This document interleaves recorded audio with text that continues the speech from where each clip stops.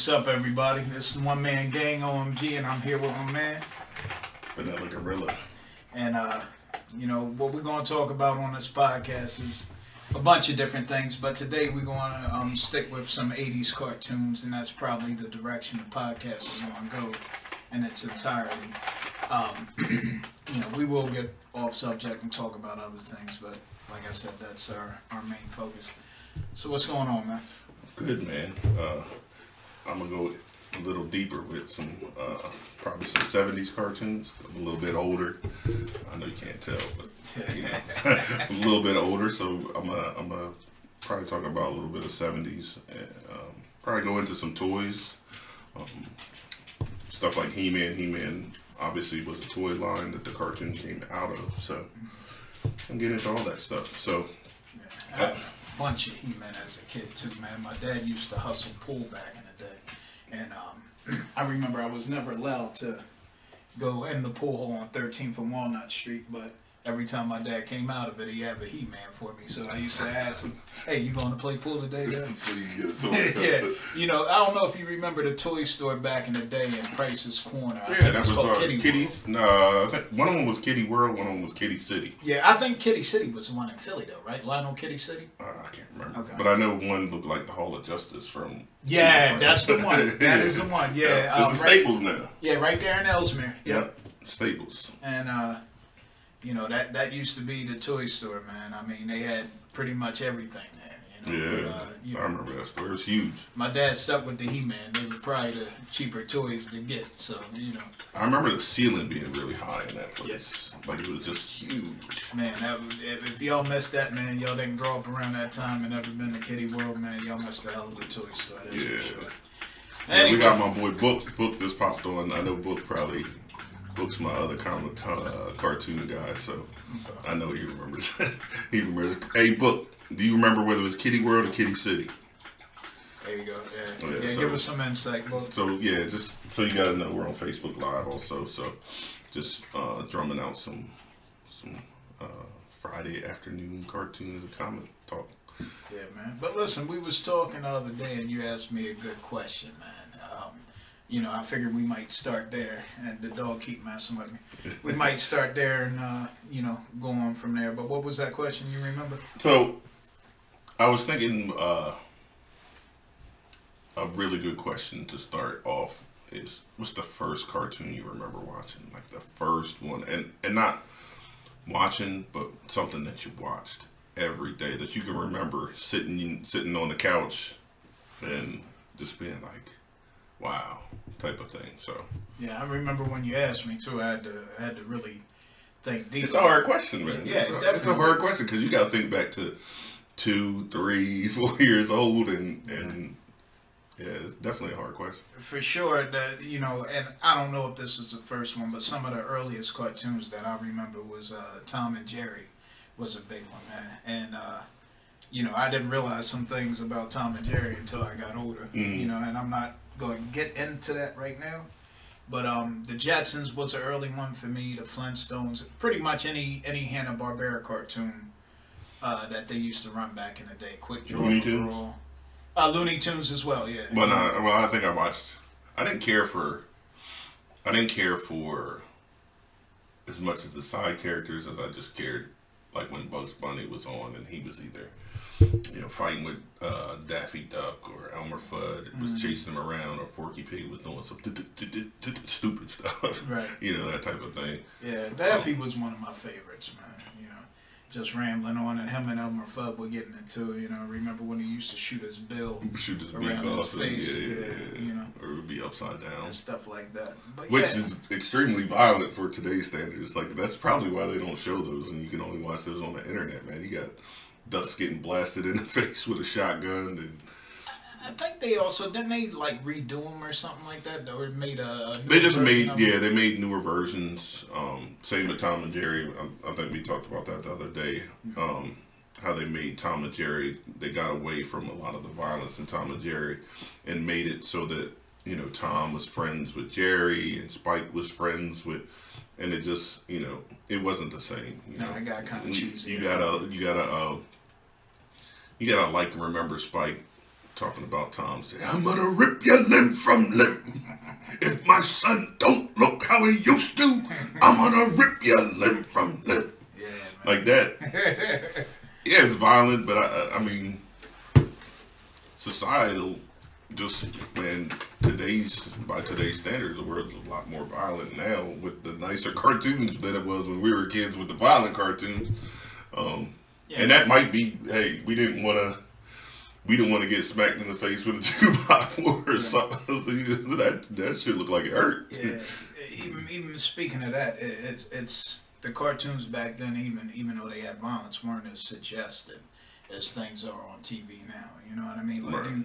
you know, it could be no cussing, no violence, but you still got to be careful what you're watching. Letting your kids watch, Sure. because it's just out of hand, man. I mean, pretty much. I remember there was no cussing on TV whatsoever when I was young. Oh yeah, well we only had those 3 channels. So. Yeah. And now, you know what I mean? Like, it's almost regular, shit, ass, and those Right, are regular yeah. words on TV now, where it was taboo. Bitch, back then. bitch is a Yeah. big one nowadays. They don't. There's no problem saying bitch. I mean, I'll even be watching the news and if they're quoting somebody, they don't have a problem saying it. Whereas before they would say, and he said the S word. Now it's just, Say they it just flat say out. it. So As long as you're quoting somebody. yeah, so I think there's definitely a huge difference, and I think we talked about this maybe yesterday, how there's not even Saturday morning cartoons at all anymore. Like, that's all, we did as a kid is wake up. You didn't have a problem waking up 6 a.m. on Saturday back in the day, because that's when the cartoons started. You Yeah, just man. watch cartoons. I was telling you, me and my nephew used to watch cartoons, jump on the bed, have a big bowl of cereal, man, and it was But what like, cartoon did you say y'all were watching when you were doing man. it? It wasn't a cartoon. It was more of a live action. But, It was like the it's like Pee-wee's Playhouse Yeah, and yeah. Hey Ernest, you know. Hey, Ernest, back I in the never day. saw Ernest, Yeah. but Yeah. I remember. We used to bug out to the theme song.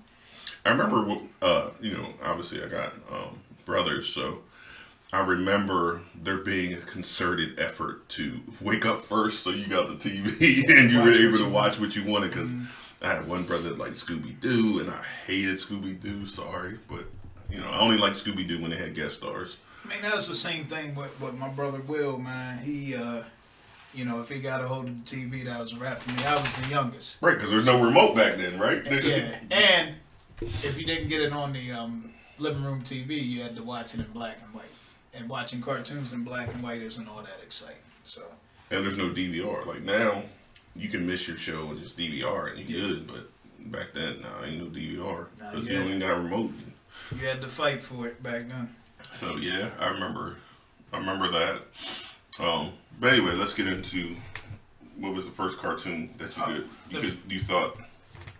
That I brought up. Well, these are just these aren't necessarily the first ones I watched, but these were cartoons that I really enjoyed as a kid. And one of them was Filmation's Ghostbusters.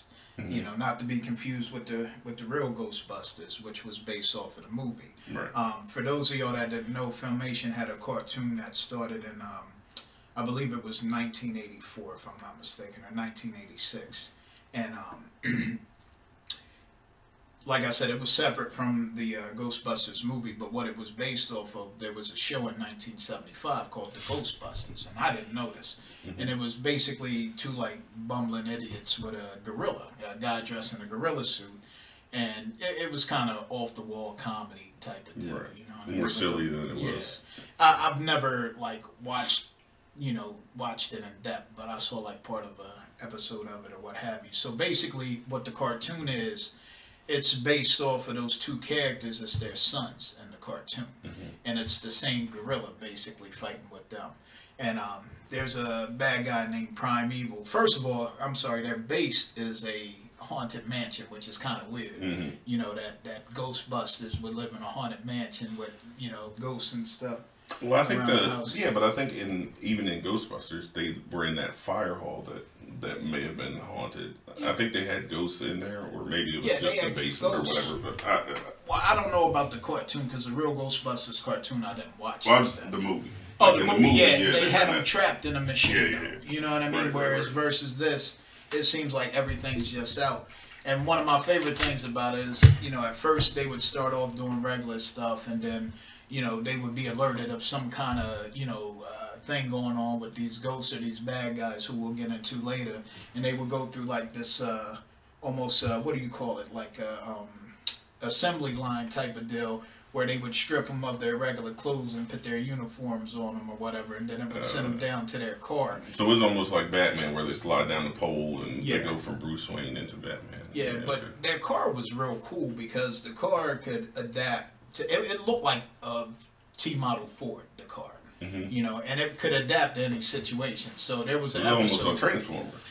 Yeah, and there was an episode where they had to chase this dragon, and the car literally had the wings come out and all that stuff and started flying. There was an episode where Primeval, who's the main bad guy, had melted the polar ice caps, and basically the car turned into a rat. His whole thing was to try to flood, the world or what have you, to take over it or what have you. I remember the main characters, I believe, was named Jeff Kong. I believe Jeff Kong Jr. And what was the other one? Yeah, it's Jake Kong Jr. I'm sorry, and Eddie Spencer was the two main characters. And like I said, Primeval was the main bad guy. He was the Skeletor. Yeah, he looked like a robot skeleton. And he had a bunch of minions or whatever. And basically every show he would send something through like a wormhole to basically get at the Ghostbusters or take over the world or what have you, which of course never really. He always had some grand scheme. Yeah, and they only ran one season of it, and it was created in 1986 by a guy named Mark Richards. So that was one I really enjoyed. Their headquarters was actually called Ghost Command, the haunted mansion that I was telling you about. And the funny thing is, I think we've had this conversation off camera, how the good guys always had the second-rate looking stuff, whereas the bad guys always had the best. And the headquarters for Primeval, which I can't remember the name of, kind of looked like Parliament. It was real fancy and everything. I remember he used to play the organ in there all the time too. So that was one I really enjoyed. The real Ghostbusters, I never really got into. The first thing about it is all the characters kind of didn't look like the characters from the movie. So except for the black guy, because all black people look the same. But I remember the guy. I forget the guy with the glasses. Do you remember his name? I think Peter Venkman. Peter Venkman didn't look anything. I believe it's Peter Venkman. He had blonde hair, and he's the one. He's the one. He's the only one that died so far. So obviously Dan Aykroyd, Bill Murray, Ernie Hudson. They're still alive, but I think it's I can't remember his real name, but I think Peter Venkman is the one that died. Was it? Which he was a famous coincidentally they have a new Ghostbusters coming out soon. I saw that, but I don't think it's third. Unless they're making cameos, I don't think none of the originals are in it. I believe there's no cameos. And because Peter Venkman died, I think the premise is it's his kids. Yeah. His son's directing it. The actual guy who died. Something Brakeman. His son. Yeah. He's directing the movie. Yeah. So we'll see how that goes. So yeah, I never watched any of them. I watched the Ghostbusters movies. I did not watch the real Ghostbusters cartoon. Didn't watch the other one. I think I probably had a bias because I had probably seen the Ghostbusters movie, and I was like, this ain't what I saw. I ain't watching this. Right. Some bootleg. It was kind of like if you watch Transformers and then try to watch GoBots, you'd be like, what the hell is going on? Like these bootleg ass Transformers. We're not even going to get into GoBots. So that's the way I looked at the real Ghostbusters. So you're gonna have to be old in order to know the first cartoon I ever remember watching, and it came on in a half hour. The half hour was split between Speed Racer and Marine Boy, and Marine Boy was originally released in like '66, somewhere around there, and then they re-released it because it's Japanese. So was Speed Racer. I remember my older brother; he loved Speed Racer, so I can't remember which came on first, but I know I think bounced. It was always Speed Racer. I think I bounced. If Speed Racer came on, I was or I just couldn't wait for my little 15 minutes of Marine Boy. And what the premise was is Underwater Laboratory. Dr. Mariner was the head scientist. There was Dr. Fumble, who was kind of like the Doc Brown from Back to the Future of doctors, like a goofy, weird doctor. Obviously, Marine Boy. And here's an interesting thing. So he had a pet dolphin, Splasher, but he also, his sidekick was Neptima. So Neptima, do you know she was topless the entire series? No, I didn't know. She was literally a 12 or 13-year-old mermaid girl who literally never had a shirt on, and it was on TV. Now, if you go back and look at it, it's her hair generally covers, but if her hair moves, it's like almost like a Barbie, like it just flat down, and she has a necklace on, I believe. So yeah, a topless mermaid in a damn cartoon back in the 60s, 70s. But yeah, Marine Boy, I remember, you know, when you go to the store and you get those animal packs, I don't care about any of them. I just wanted a dolphin, so I had a Splasher. And Marine Boy had an electric boomerang, which was cool. And I can't remember if I bent up a hanger or maybe some type of toy that I could use as the electric boomerang. And then always begged to get the kiddie pool out and pretend I was Marine Boy in there. He had Oxygum, which allowed him to breathe underwater, which Professor Fumble created. He had propeller boots, they were like jet propulsion boots so that he could move underwater fast. And he had a ring that had a dolphin whistle in it that he could contact sea life and most notably Splasher. But yeah, that Marine Boy was the first one I remember. YouTube is like the only way you can watch it. There's not even no DVDs or anything. But yeah, Marine Boy was my cartoon. And funny enough, there was a girl that did the voice of Neptima. She did Marine Boy as well. And then she also did Trixie from Speed Racer. She was the voice of Trixie also, because they were all produced and made by the same exact company. You know, if you look at the art from it, they're drawn exactly the same and sound exactly the same and move the exact same. So now, I remember Speed Racer. I've seen the cartoon a few times. Marine Boy, I don't remember as much. I know I've had to see it to watch Speed Racer. Yeah. And you know, honestly, Speed Racer never really caught me like that. I remember they made that the Wachowski brothers made that movie after the popularity. Yeah. It was like really. I couldn't get into it. It was almost like they were trying to make a cartoon out of a live, instead of just making a live action version. Yeah. Like bright neon lights, and I like Speed Racer for the car. I always had a thing for the cars. Like, I think if I were to ever collect things, I would collect things like the General Lee kit from Knight Rider, the A-Team van, Speed Racers, Mach 5, I think it is. Yeah, I think it was Mach 5. The Ghostbusters car. Yeah. I mean, Ecto 1. Ecto 1, yeah. So I think I would collect those. Airwolf, and what was the other one? Street Hawk. You remember Street Hawk? Street Hawk was the bike. The guy Jesse on a bike. He was like a cop.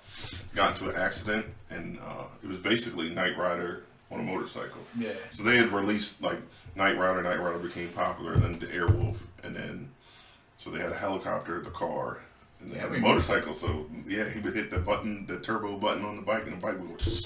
I remember Airwolf only because number one, I didn't get into the show. Maybe I was too young at the time to really enjoy it, but it used to come on after another show I liked, so I knew as soon as Airwolf the beginning of it would appear, Tom Turner Jerry. No, I liked Airwolf. The first season I liked it, but then they killed off both main characters, String and Dominic, and they replaced them with, and I think it's because whatever TV was producing them, they lost the rights, and so somebody else, and it became almost like the difference between Superman 2 and Superman 4, Gotcha. where it just looked weird, and you're like, oh, so yeah. But now, the thing I mainly remember about Airwolf was that Ernest Borgnine. it was dominant, yeah. And the guy that was the main character, he just actually passed away, I think, this year. Jan Michael Vincent. Yeah. Yep. So, and I didn't know he was as old as he was. So time creeping up. What is it, doggy?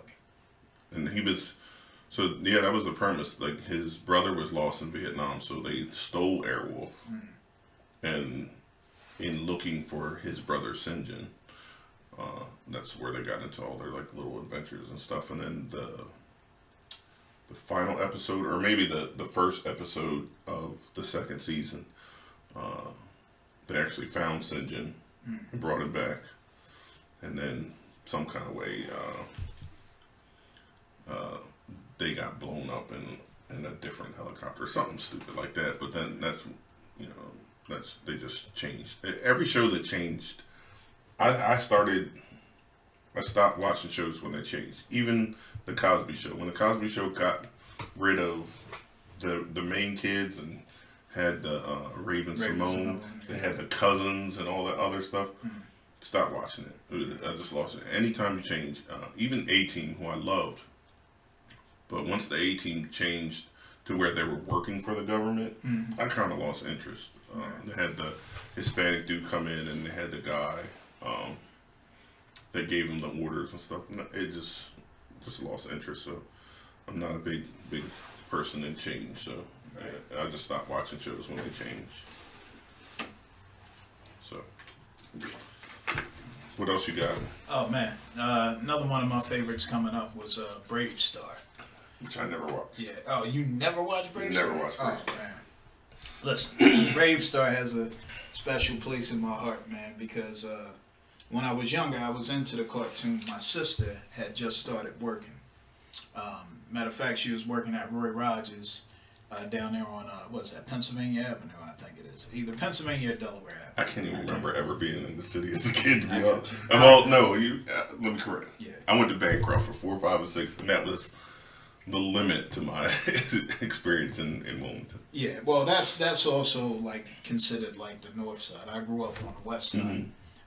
Matter of fact, I grew up across the street from St. Francis Hospital. We literally would get hurt and walk to the hospital. Like, that ain't even a joke. My 3 older ones, they were all born in St. Francis. In St. Francis? Yeah. Oh, okay. Yeah, so. I was born in Wilmington General, which doesn't even exist That's where I was born. Oh, okay. Cool. Yeah, it's condominiums now. Yeah. Yep. So anyway, my sister had just started working at Roy Rogers. It was her first job. And my brother Will, love you to death, man, but you were like the most antagonistic big brother I ever had in my life.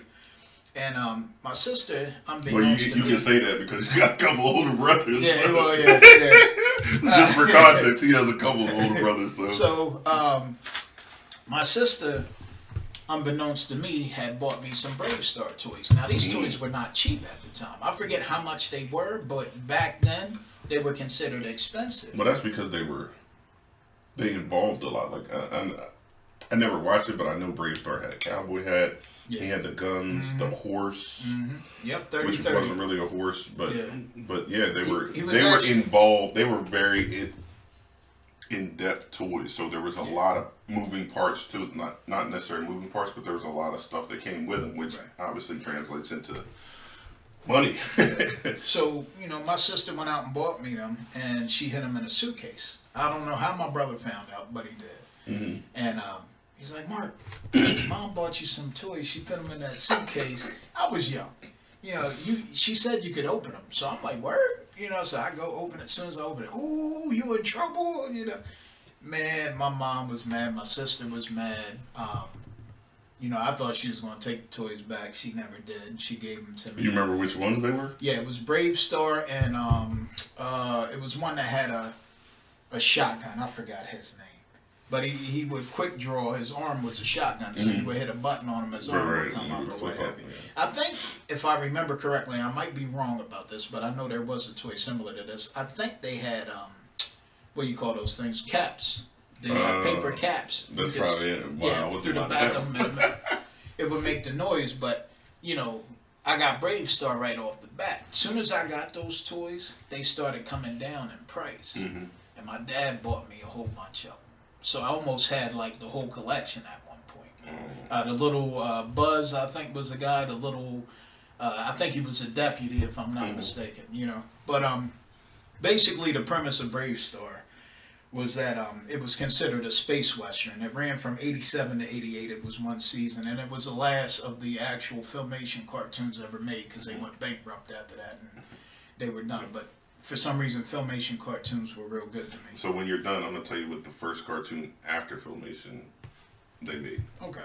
It's gonna surprise you. Yeah, the planet that they were on was called New Texas or whatever, and I remember they had a lot of. It wasn't mining for gold. It was some kind of other red material, like these crystals, like a meteor type of thing. Yeah, they were mined for, and that was like the money there or whatever. The thing about Brave Star and a lot of the Filmation cartoons was at the end of every episode they always had like a moral lesson, like G.I. Joe did. G.I. Joe, He-Man, all that stuff. Yeah, and I remember there was one episode, the first episode of Brave Star. They kind of showed 3030, which is a quest droid or a horse, if you will, that Brave Star had or whatever. And Brave Star would ride him sometimes. Sometimes they would run together, which I found funny. He would ride a horse because he had speed of the puma. Right. You know what I mean? So what do you need a horse for if you can run faster than it? But save it. Nonetheless, the episode was basically 3030 felt like Brave Star was complaining too much about him, like he wasn't wanted. So he kind of went back into the past somehow, and Brave Star had to go back and get him, but he didn't have any recollection of who Brave Star was. So, I mean, they got the fighting and everything. So was it like a It's a Wonderful Life type of thing where he goes back and what would the world be like without 3030 type of thing? Or was it just go back? Basically, it went back, and it was, because what happened was when 3030 and Brave Star originally met, it was almost the same deal. They didn't know each other. There was this 3030's gun was up on a podium or pedestal or whatever you want to call it. And Brave Star went to try to get the gun. And of course, that's the horse's gun. So they started duking it out. So basically, it was almost a replay of that. Okay. Brave Star had a relationship born out of misunderstanding. Yeah. You know, so they kind of went back through that, and the moral lesson at the end was friends aren't always going to agree, but fighting is not the answer, and all that stuff. So that's how they used to roll. Now, 30 for 30 was kind of my favorite character. I mean, Brave Star was my favorite, but 30 for 30, the thing about him, Brave Star would always try to do everything politically correct. 30 for 30 would be like, nah, forget that. We should just use violence. Right. You know, we should shoot him. Let's just get it done over with. You know, and the thing I liked about 30 for 30, like I said, he was a horse, but he would, you know, break from, you know, being on all fours and walking on his twos, and he had that musket type of gun or whatever. That was real powerful, actually. But I think it was a one-shot thing, too, if I'm not mistaken. But absolutely love Brave Star coming up, man. Probably one of my favorite cartoons. I mean, to go back now and watch it, you know, it's kind of cheesy. You know what I mean? That's what it's supposed to be, right? Yeah. You're not at the same mentality and the same experience level. But I mean, so I'll tell you this. So everybody will remember one of the first Filmation cartoons you probably ever saw was what? One of the first Filmations? Filmation cartoons that you can remember. Probably Ghostbusters. Honestly. Ghostbusters or He-Man? Oh, He-Man. Good. Right? Yeah.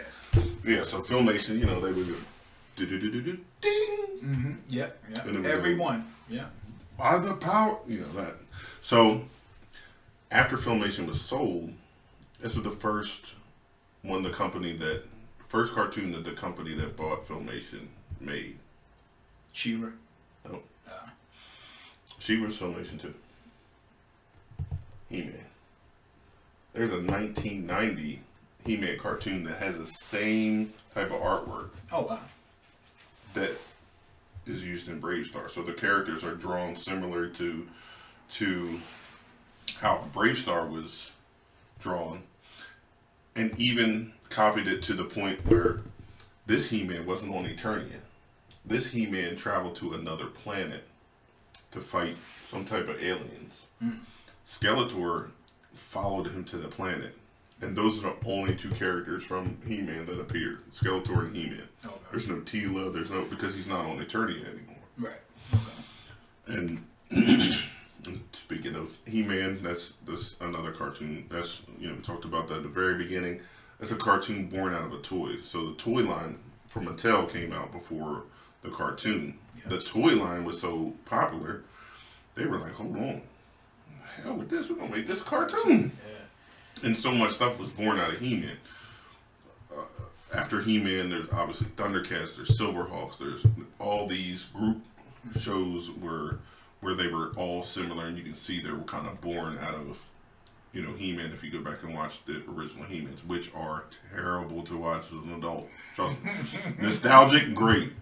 I'm gonna tell you this: my favorite thing to do, I just was telling somebody the other day, is to turn all the lights out and make a room completely dark and watch the beginning to He-Man when he first changes into Adam, and there's like the fireworks around him, and then he hits Battle Cat, and Battle Cat same fireworks. It makes the room look crazy. So that's one of my favorite things to do. But I remember watching a lot of He-Man, and my problem with that series was they never really get into how he became He-Man, how Skeletor became Skeletor, why they were even fighting. I mean, obviously he's a bad guy and all that stuff, but I think looking back as an adult, you kind of want to know the why. Like, how did he become He-Man?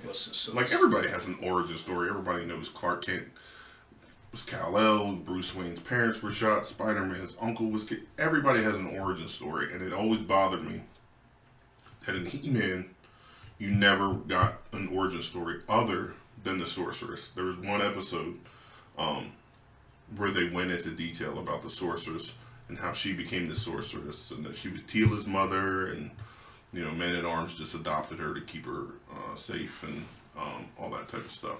But so they released a He-Man cartoon in 2002 that ran for 2 or 3 years, and that cartoon goes into depth how He-Man became He-Man, origin stories of Skeletor. His original name was Keldor,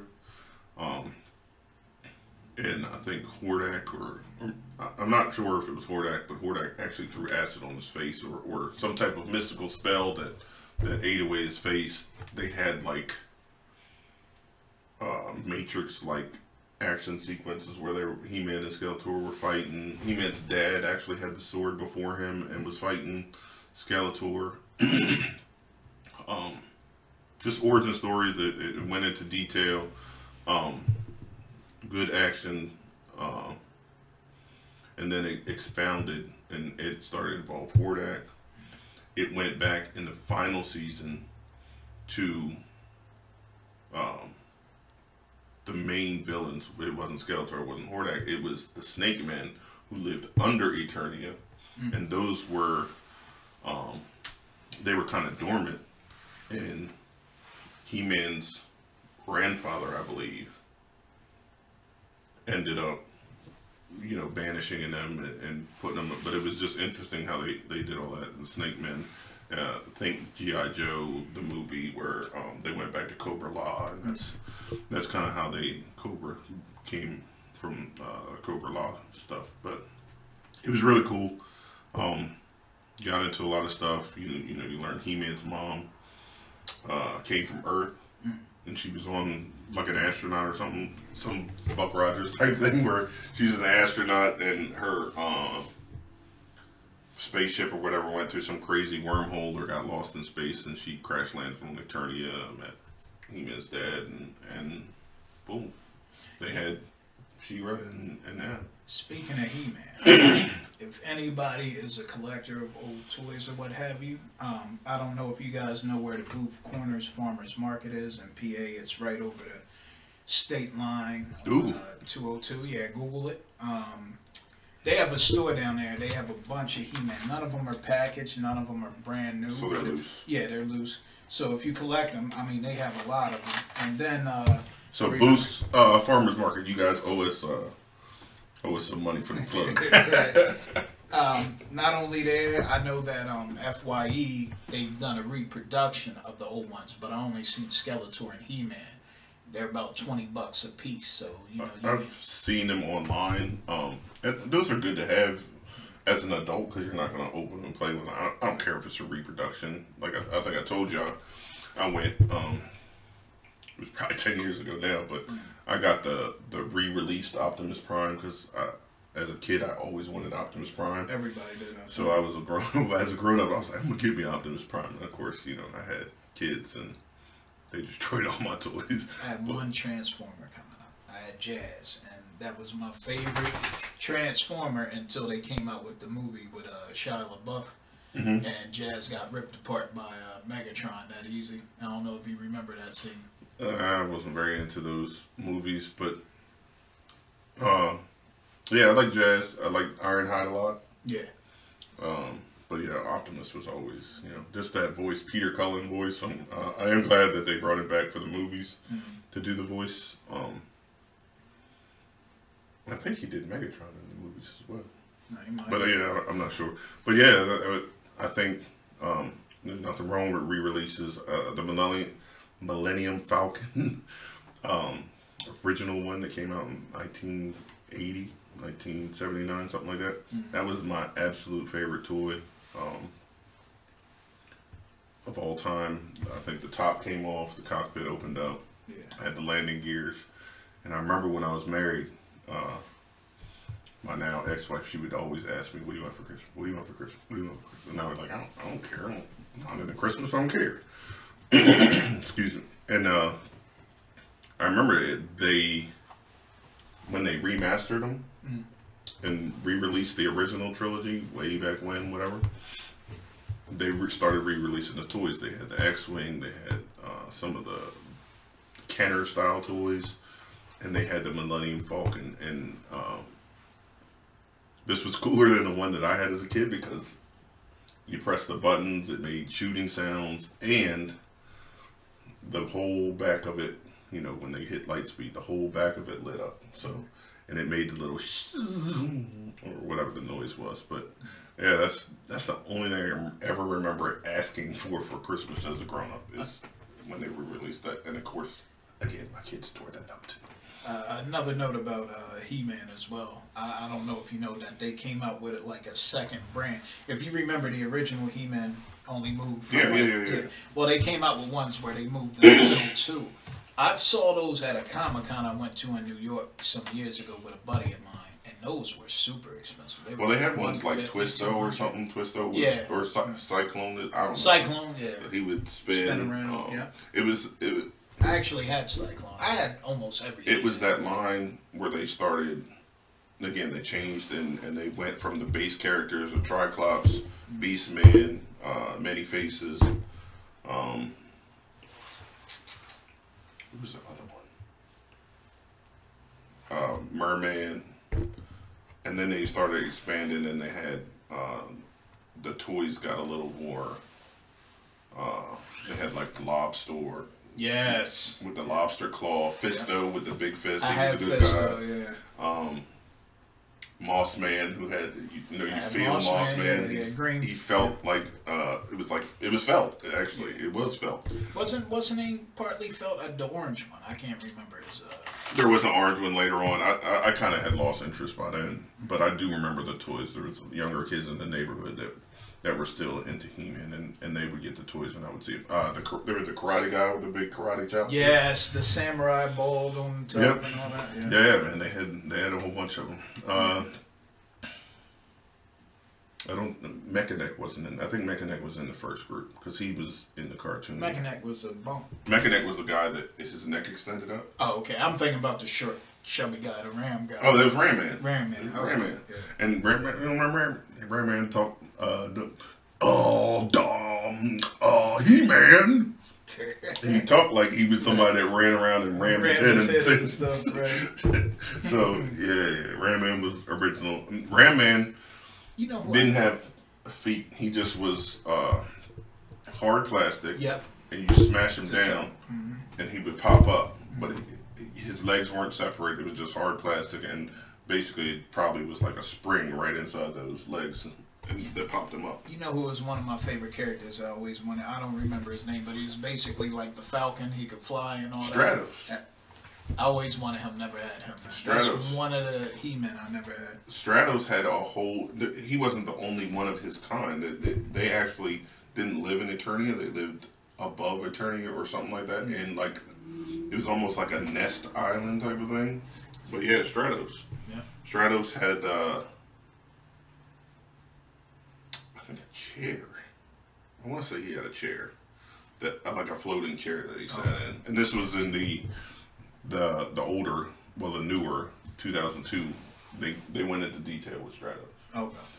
But yeah, it was cool when Stratos showed up in He-Man, the original series. To me, it was like when Batgirl showed up in the old Batman comic. I was like, oh, it's gonna be a good episode. Right. So yeah, I remember Stratos, because Stratos was basically He-Man, like a secondary He-Man. He wasn't like, he never took a backseat to He-Man. Right.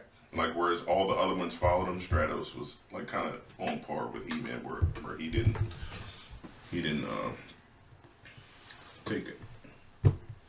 take orders necessarily. But Right. what else you got? We're hitting 41 minutes, and see, this it's too easy to talk about cartoons. So I'm gonna go to this next one. Me and Vanilla Gorilla had a conversation about this cartoon off air, and I think we both agree. Maybe it's not the greatest, but it's one of the greatest cartoons either one of us ever watched, and that's Dungeons and Dragons. And born off probably one of the most popular games, not board game, I don't know, role-playing games probably ever. Yeah, which I never played. Yeah, I was gonna say I've never done it either. So I do remember being at Bancroft and everybody was playing it, and I just wanted the dice. Like, it had like, if you roll it, it almost had like 16 to 24 instead of the normal. Yeah, 1 to 6. Yeah. So yeah, I remember wanting the dice really bad. Yeah, Dungeons and Dragons, man. I remember the first. It used to come on late Saturday too, right? Like it was around that time where they started making like Atari type cartoons where they had like Q*bert, they had Donkey Kong and all that, Rubik's Cube, Pac-Man, all that stuff. So it was around that time. But yeah, it was probably one of the later, like 11 o'clock, 10:30, 11 o'clock-ish cartoons. Yeah, and that came on. I mean, this was a good one. This one was basically about these 6 friends. They actually went to like a carnival or something, if I'm not mistaken, and got on a roller coaster, and it kind of took them into an alternate universe, if you will. And when they got there, they each were bestowed with, kind of magic powers. So you had Hank. Well, so first, I think Venger came after him, and then the Dungeon Master bestowed the powers on them, Gotcha. so that they could protect themselves. Right. I think is how. And here's a quick copy or interruption. So the good thing about Dungeons and Dragons that we already talked about, I'm really big on origin stories. The best part about Dungeons and Dragons is the origin story is in the introduction. So you can never watch Dungeons and Dragons and you get why what's going on is going on in the introduction. Right. So that made it good for me. So it was 6 friends. There was Hank, who was 15. They all had, some were the same age, but it varied in age from 15 to 8. So you had Hank, who was a ranger. He had a magic bow. For anybody who watched it, you pretty much knew who Hank was. Well, so all he had was the wooden part, though. So with Hank, it was a wooden bow. There was no string. So what happened is, if he pulled back, not only would an electric or energy arrow appear, but the string to the bow is energy as well. So, common sense is that thing moved faster than a regular drawstring in the arrow as well. So that was all their powers were. They had some type of magic base to them. Yeah. So it wasn't for anybody that didn't see it, and they're thinking it's a bow and arrow. It wasn't a bow and arrow. It was just the wood part and then energy. Right. Yeah. Then you had Eric, who was 15 as well. He was a cavalier. He had a magic shield. Yep. He was like the comedic relief, the guy that complained all the time. Supposedly he came from a rich family and all that, so he was kind of a privilege. And I think, I might be wrong, but I think Eric was played by Either Ralph or Potsy from Happy Days. Oh wow, okay. Yeah, we can look that up, but yeah, I'm pretty sure that he was either Ralph or Potsy from Happy Days. Then you had Diana, who was 14. She was an acrobat and she had a magic staff. Now, she was the only African American character on the cartoon, and I find it ironic that she could jump the highest. She had the athletic prowess. Right. Yeah, yeah, yeah. You know what I mean? So here's what I don't remember. I don't know if you remember. So did her staff, was it small and then it just became big, or because I can't? I'm glad you brought that up. Well, I'm stuck between. Because remember, Cheetara had the same Yeah, thing. it was basically the same premise. Okay. It could be small, and supposedly, from what I read, grow to 6 feet. So, I don't know who put the 6 feet pole in vaulting there. and all that. Yeah. So As a then, matter of fact, I think I remember pole vaulting, using it to pole vault. Yeah, like yeah, across absolutely, a thing. Yeah, the first episode, she jumps from, there's a cloud there on, crevice. and then there's a hole like in the Grand Canyon or whatever, and she jumps over to the other side, lets the drawbridge down. Then you have Presto, who was the magician. His hat was actually the magic, the thing that was, because all of them had an item that was bestowed with magic. Well, he was the bungling magician, though. Yeah, he wasn't. He was. I mean, geekish. because you put magic in something and you become literally unbeatable if you have magic. So, in order to make him more not overpowered, I guess they made him bungle it. Like, because I think like an Orko type of magician. Yeah, I think he tried to do spells and like a frog or something would pop up or whatever, and that's not what he was trying to do. He would always mess up the spell. Next, you had Sheila, who was 13. She was they referred to her as a thief. She wore a magic cloak. She could disappear. In the intro, matter of fact, she the dragon, which was named, if I'm not mistaken, was named Tiamat. Is that how you say it? Yeah, it was something like that. So that's what. So here's something. I always thought Hank was her boyfriend. Gotcha. Okay. I don't know why. I just always thought Hank was her boyfriend. Well, I mean, that's what they used to do in shows. I thought, what was it? Fred and was it Daphne? Fred and Daphne. Yeah. Yeah. I assume they were a couple or what have you. And Shaggy was just by himself. He just had a dog. But yeah, you had Sheila, who was in the intro. She got Tiamat to go into a cave when she cloaked herself, and then Bobby, which we'll get into next, had hit it with his Captain Caveman thing, as you referred to, his magic club, and trapped her in there. So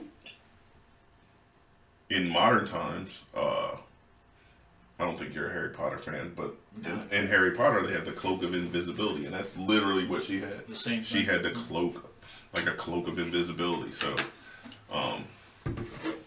it's interesting just to see parallels pop up in like modern stuff. Right. And we're going to talk about a parallel with Bobby here. So yeah. So Bobby was 8. And the youngest. He was a barbarian. Now, he had a magic club. The thing about Bobby is Bobby was probably the bravest out of all of them. Bobby was Scrappy Doo. Yeah, basically. Bobby was, if you remember that old Mr. T cartoon, the younger one that tried to act like Mr. T. I don't know if his name was Spike, but yeah, he was like, always thought that he could do some shit that he just was like, I'm going to take on Venger, who's the main bad guy, all by myself. Right. Yeah, Bobby would get them into a little bit of hot water. Bobby also had a pet named Uni. The little goat. Yeah, the little goat. Now, I don't remember exactly if the goat did anything. It was just there. Okay. So they would have to, I think sometimes like the magician would like put a spell to lift her, and they had to get her out of harm's way because obviously she was... Couldn't do that. Yeah, she wasn't able to defend herself. She was a burden. Right, so she was kind of like... in the old days, Robin, like the person that they ended up having to save most of the time. Right. Her and Bobby. But I remember Bobby, not because he was brave, but because he was impetuous and arrogant, number one. But number two, the club was kind of cool because you had to tap it on the ground, or you had to tap it on something for it to activate, and it would, the aura or whatever would go around the club. And then secondarily, I was telling him this off the camera the other day. If you cut the very top off of Captain Caveman's club, that's what Bobby's club was. Like, it literally was the same exact thing. If You ever watch those old Tom and Jerry's where they had the big ass ham? It looked like that big ass ham. And that's exactly the club. Like, right. So yeah, so like Captain Caveman, the club, the top of it would pop off and just weird stuff would pop out. I think there was a bird in there at one point. But yeah, Bobby's was, you take the top off, boom, that was Bobby's club. Yeah. Now the main bad guy, Venger. Actually, I guess it was two of them, kind of. But I guess Venger was the main one. Venger, for those of you who don't know, is supposed to be the Dragon Master's son. Mm-hmm. I don't know if you remember that. Venger was obsessed with beating this dragon named, once again, I might be saying the name wrong, but I think it's Tiamat. So Tiamat had attacked him or done something. Yeah. And he was trying to not beat him, but I think he was trying to get control over him. So. You know, supposedly that's part of the reason why he didn't like the six kids, either because the magic weapons could help him beat the dragon and they wouldn't give it up to him. You know, and plus... Well, Dungeon Master could, and Dungeon Master was helping the kids. You know, you put Venger and Dungeon Master together, that's kind of like putting the Emperor and Yoda together. And yeah, you're be able to rule the galaxy with that. Right. So Venger was the leader. Of course, he was after the kids and the dragon. Then you had the weapons. And the weapons. And you had Shadow Demon, who was like the sidekick to Venger. Right. Tiamat, or however you pronounce the name, was actually a female. I don't know if you realize that. Was it what? 5 hit. Okay. 5 hit. I wasn't sure whether it was 3 or 5. And each one of the heads, one would shoot out ice, one was fire, one gas, some kind of gas, lightning, and acid. Right. The black one I think was acid, blue for ice, right. Green red for gas, red for So. Yeah. Which is actually a pretty cool concept. Yeah. A 5-headed dragon that has different energy sources, I guess, if you want to go on. Yeah. And you know, another thing about Dungeons and Dragons, if you've never seen it, and please, we're in our infancy with the podcast, we'll come with pictures and things, you know, once we get a little more advanced with this thing. But the drawings on Dungeons and Dragons was excellent. I mean, the way the dragon looked is just phenomenal. It's really a nice drawing. I mean, even the comic book on, you know, cartoons can be smooth with not a lot of detail, not a lot of musculature and all that stuff. But Dungeons and Dragons was probably a good representation of what a comic book would look like as a cartoon. So yeah, that was good. Dungeons and Dragons ran 3 seasons from 83 to 85. And the one thing I find disheartening, and I don't remember this myself, I actually had to find this out and research. They never finished the last season. They did a last episode, and they never finished it for whatever reason. Now, I heard there's commentary somewhere and everything about the episode itself and why it wasn't finished or what have you. And I just find it funny. They ran all of the season except for the last episode. So it sounds like somebody was just ready to pack up ship and like, I'm done with this. You know, I'm not drawing the rest of this, or I'm not writing the rest of it, you know. I don't know what happened exactly, but that was a cartoon, you know. Watching some of these, you know, you think they're going to last forever, but Dungeons and Dragons, to me, was probably one that should have lasted at least 5 seasons, because that seems to be the standard now with TV shows. Well, you know, they made a live-action Dungeons and Dragons, right? With Marlon Wayans. This wasn't very good. So I'll say 2 things about that. Number 1, cartoons in general aren't good with finality. Like, I can't remember any cartoons that ended as in giving you an ending, like a final story. It just kind of was like, it's the last episode, and then maybe it didn't get renewed for the next year, or like, I don't remember. He-Man didn't end with him marrying Teela or anything. It just kind of ended, and everybody moved on. Yeah. So I think that's one thing with cartoons. There's not a lot of finality to them. But when we started talking about Venger, we're getting close to time here. But so here's another question, and this is one of those on-the-spot questions, and anybody, you know, you guys can think about this too. Who would you say, as a villain, was the scariest villain as in terms of damn, this is one cartoon that I don't want to be in because I don't want to have to deal with this dude or whoever the villain may be. So I know a lot of people are like, oh, this was my favorite cartoon. Mine's going to be a weird one, but I'll let you go first. Oh, man. Or if you can't think, I'll go first. You know, I thought Avenger at the time was kind of a, you know, at Well, least he looked scary because he had like the vampire fangs. He had a pale face. He had only one horn, big ass cape, and they did give him kind of like the voice like Claw from Inspector Gadget. Yeah. So he had that type of scary voice, which always makes a great villain. Not only do they look scary, but then you give them that scary. As far as scary, I can't really think of too many outside of Avenger. I mean, you know, one of the toughest bad guys I thought was not the guy that was bigger than Cobra Commander. I forget his name. Serpentor. Serpentor. Yeah, I thought he was one of the toughest guys. You know, but not so much scary.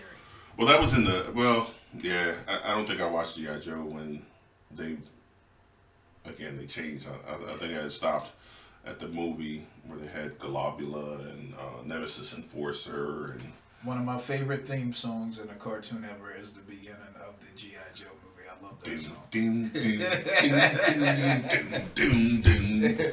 Cobra! Yeah, that was good. Yeah, look, Josh just popped on Facebook Live. Okay. What's up? Josh. So mine, I kind of have two that were, I guess, scary to me at the time. The first one is Mum-Ra. Mum-Ra was scary, man, because he was just like all wrapped up in the mummy stuff, and he had to do that ritual to turn moons of like what a moon star. I don't remember exactly what it was, but man, that shit was scary. And then he just turned into like two-headed snake helmet thing, and because wasn't he skinny before he turned into the actual? He was like an old, frail, like worn out dude, and then he just turned into. He wasn't Mum-Ra. I don't know what you call it, but that wasn't Mum-Ra when he changed. And then my second one would be Monstar from Silverhawks. I can see it.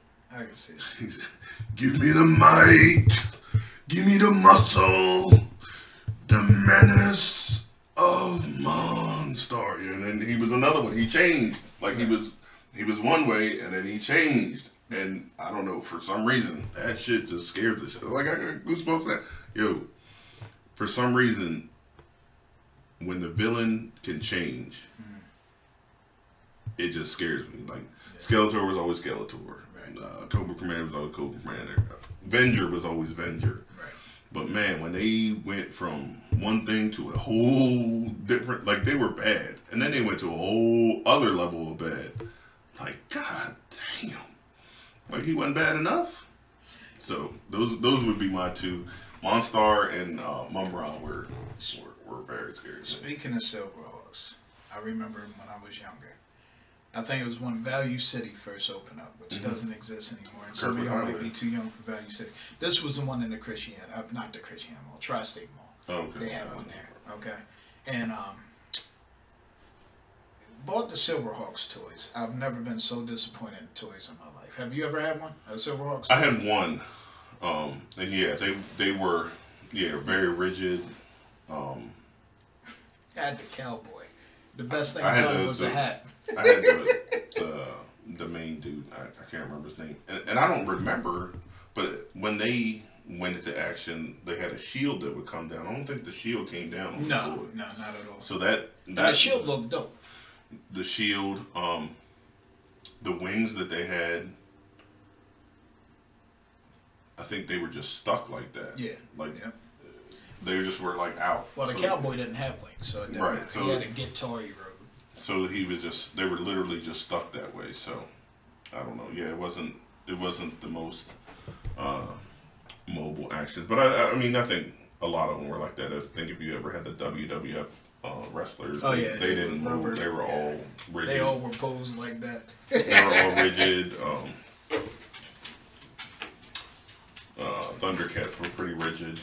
Thundercat toys were dope to me. They were nice, but they were also rigid. I always wanted Panthro. I think I had Panthro because Panthro was my favorite character. Yeah. And I wanted those nunchucks. Of course. And then Lion-O. Lion-O, I had Lion-O. I think I lost the claw thing that he had relatively quick. And then so well, listen, our time is out of at time. an end. And Kennedy has to go out. So. Yeah. Once again, I'm the One Man Gang OMG. I'm Vanilla Gorilla. And we will see y'all soon.